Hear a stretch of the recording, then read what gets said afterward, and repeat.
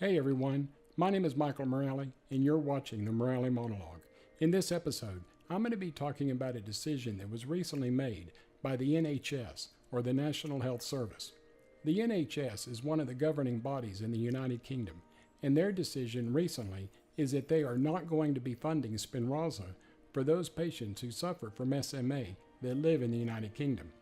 While this comes as a devastating blow to a lot of people, there may be a workaround because the SMA Trust is reporting that it needs to open a public comment period through September the 5th of this year, because the second appraisal committee decision is set for October the 23rd of this year. However, it looks unlikely that they would reverse course on this devastating decision. I did a PowerPoint presentation, and as you watch it, you'll notice that I also include a couple of internet links. As you go through the presentation, please pause it and write down these internet links so that you can go to these internet sites and make your voice heard. Please, this is very important to all of us. Watch the PowerPoint presentation, and afterwards, I'll come back and I'll give you my final thoughts. Thank you. Spinraza not to be funded in the UK. Spinraza, otherwise known as nusinersen, will not be recommended for funding by the NHS, is the devastating decision announced today by NICE, the National Institute for Health and Care Excellence. One glimmer of hope, however, is that it does leave the door open for a managed access agreement. NICE's consultation paper was recently released with the devastating news that they are not recommending Spinraza for funding by the NHS. This is a huge blow for families and individuals affected. The glimmer of hope, however, is that the paper encourages the possibility of a managed access agreement, otherwise known as an MAA, a 3 to 5 year scheme agreed between Biogen the manufacturer, NICE, and NHS England that would enable access to the treatment and the opportunity to collect further evidence of Spinraza's clinical benefits and impact on quality of life. At this time, they don't know who might be covered for treatment by such an agreement, but patient groups and clinicians would take part in the conversations about how access may be structured. The NICE consultation summary document states, quote, "This recommendation is not intended to affect treatment with nusinersen that was started in the NHS before this guidance was published." End quote.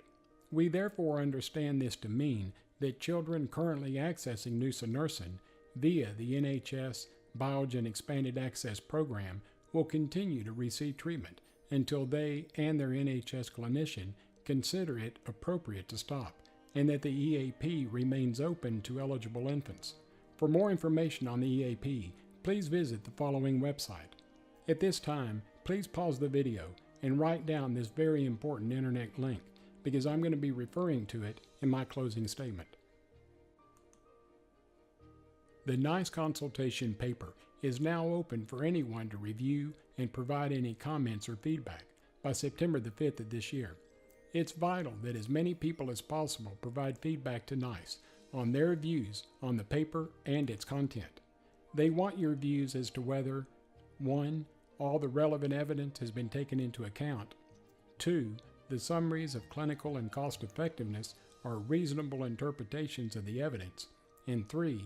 The provisional recommendations are a sound and a suitable basis for guidance to the NHS.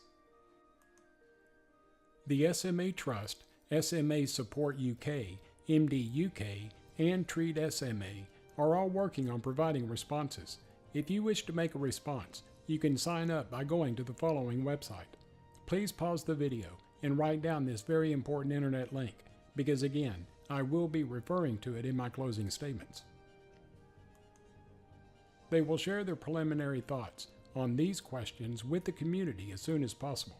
They will be urging NICE, NHS England, and Biogen to have agreed an MAA with the SMA community by NICE's original decision date of November 21st, 2018.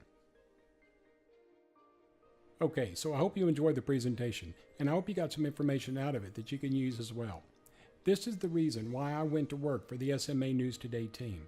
I've always wanted to make my voice be heard, and the internet links that I gave you, I would ask you to please go to these websites and make your voice be heard. We as the SMA community Whether you have SMA or not, we can be a voice to those in the UK who apparently have no voice at the present time. Please, make your voice be heard because we can make a difference. If you enjoyed this episode of the Morality Monologue, give me a thumbs up and subscribe to the SMA News Today YouTube channel. We would greatly appreciate it. We at SMA News Today hope everyone's having a fantastic day. And until next time, take care of yourself and make your voice be heard. Bye-bye.